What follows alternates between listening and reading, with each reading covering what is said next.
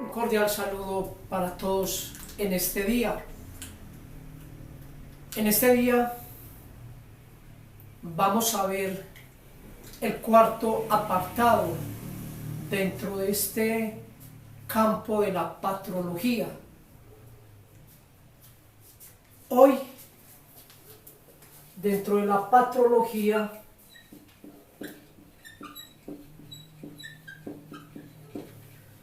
vamos a ver los concilios de Éfeso y Calcedonia.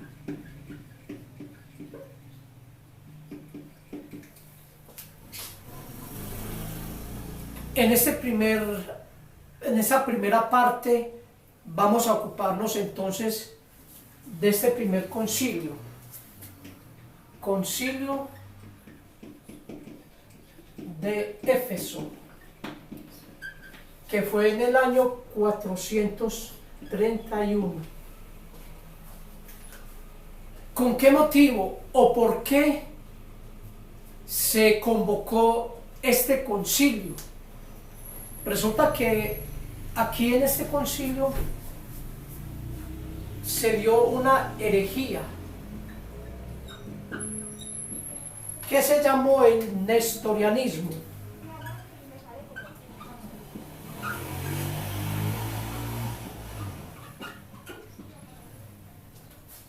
Nestorio era patriarca de Constantinopla. Este patriarca decía desde su teología que en Cristo habían dos personas y dos naturalezas. ¿Por qué lo decía? Porque él pertenecía a una de las escuelas teológicas que era la escuela de Antioquía, y según la cristología que ellos manejaban, hablaban de dos naturalezas, que en Cristo había dos naturalezas. Ellos suponían que a cada naturaleza le correspondería una persona. Para la naturaleza divina, una persona divina. Para la naturaleza humana, una persona humana. ¿Cuál fue el peligro aquí? De que a Cristo se le dividiera en persona humana y persona divina. Es decir, que Cristo quedaba totalmente fragmentado. Y eso realmente fue un gran reto para la iglesia de afrontarlo. Y también, ¿qué implicaba que Nestorio hablara de dos personas y de dos naturalezas? Pues bien, que frente a María,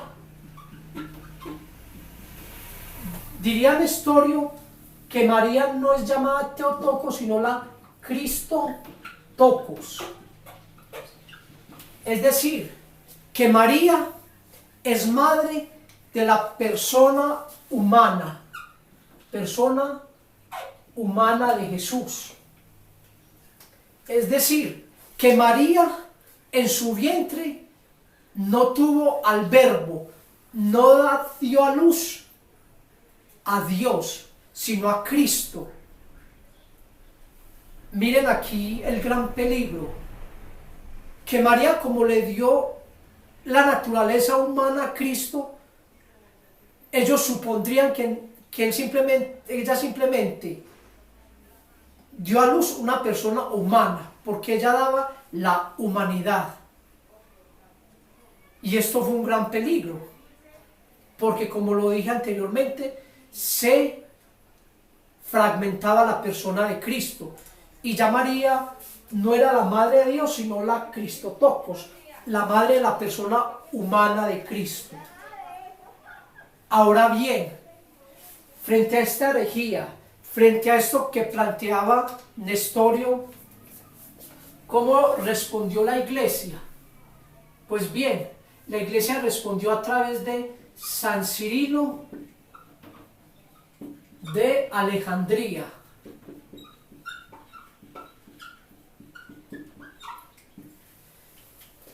Y aquí se nos dan tres afirmaciones fundamentales. ¿Cuál es la primera afirmación? En Cristo se da una realidad que se conoce en teología como la unión hipostática. ¿Qué quiere decir eso? Que en Cristo las dos naturalezas que tiene se unen, se funden en una única persona, la persona del Verbo eterno, la persona divina de Cristo. Estas dos naturalezas que Cristo comparte en la única persona de Cristo se unen para responder que en Cristo no hay dos personas, no hay una sola persona, pero sí hay dos naturalezas, y que esa naturaleza humana la ha recibido de María en el momento de la encarnación, es decir, en el momento en que el Verbo eterno toma la carne de María, como nos lo dice el evangelista San Juan en el capítulo 1, en el versículo 14. El Verbo se hizo carne, tomó nuestra humanidad, y por lo tanto, si tomó nuestra humanidad, es hombre, no persona humana, es hombre. Esa es la primera afirmación, tenerlo muy claro. Una única persona, unidas, las dos naturalezas unidas en la única persona del Verbo. ¿Cuál es la segunda afirmación? Que María se llama con toda propiedad la Theotokos. Aquí hay que tener algo muy claro y hay que tratar de tener la profundidad que requiere para no caer en confusiones, para no caer en extremos. Cuando la iglesia en el concilio de Éfeso definió la maternidad divina de María, que María es madre de Dios, es para salvaguardar la persona de Cristo, más que ser un dogma mariano, que de hecho es un dogma cristológico, y con total propiedad se le llama María Madre de Dios. Hay que tener cuidado. María es Madre de Dios, pero no en el sentido de que María es más importante que Dios, o es superior a Dios, o es eterna a Dios, o María le dio la divinidad a Dios, de ninguna manera. Dios es eterno. María es criatura. Por lo tanto, cuando decimos que María es Madre de Dios, estamos diciendo que el Verbo que tomó carne en María fue el mismo que ella dio a luz, y que por lo tanto se le llama Madre de Dios, Madre de la segunda persona de la Santísima Trinidad, que asumió toda la humanidad de nuestra Madre, de la Santísima Virgen María. Esto hay que tenerlo muy claro, porque desafortunadamente nuestros hermanos protestantes, no de las iglesias históricas, luteranos, calvinistas, que nacieron de la Reforma Protestante, sino todos aquellos movimientos que se han ido desmembrando, que se han incluso alejado de la doctrina protestante, que piensan que cuando nosotros decimos que María es Madre de Dios, estamos diciendo que María le dio el ser a Dios. Eso es imposible. María es criatura, Dios es Dios y es eterno. María es Madre de Dios en cuanto es madre del Verbo que asumió su naturaleza, asumió la carne de María y que ella lo dio a luz. para el mundo, para salvarnos. Y una tercera afirmación: en Cristo se da la comunicación de propiedades.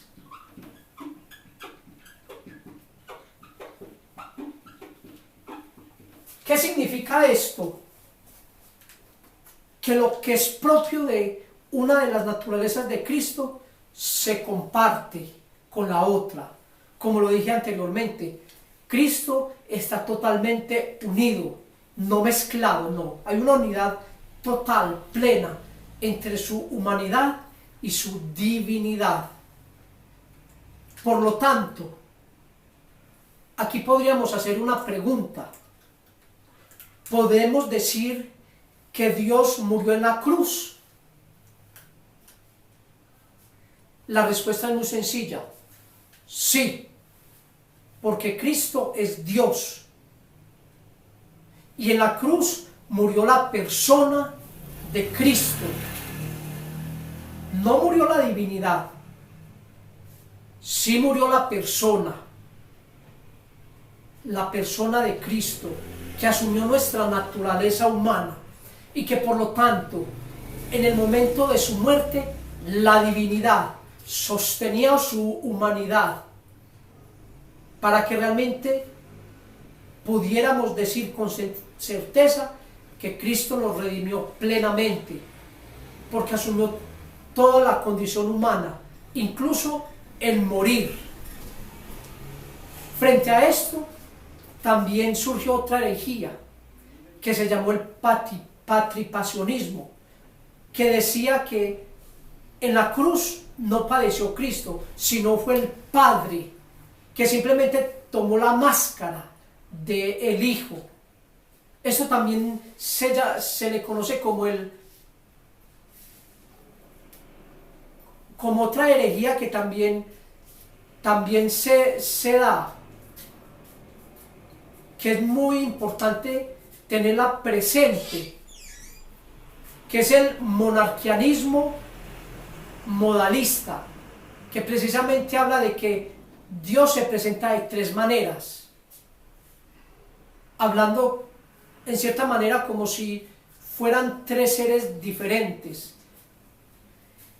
Frente a este patripasionismo que hablaba de este modo de ser de Dios, que tomó la máscara de hijo, pero fue el Padre el que murió, también la Iglesia respondió con un término también muy importante, que es el teopagismo, que precisamente afirma y confirma con certeza que Cristo, que Dios murió en la cruz y que por lo tanto Dios nos ha redimido. Esto en cuanto a este concilio de Éfeso. Vamos también a ver en un segundo apartado el concilio de Calcedonia, cómo siguió este proceso dándose de profundizar más en la fe. Agradezco sinceramente su atención, su participación. Que el Señor los bendiga a todos.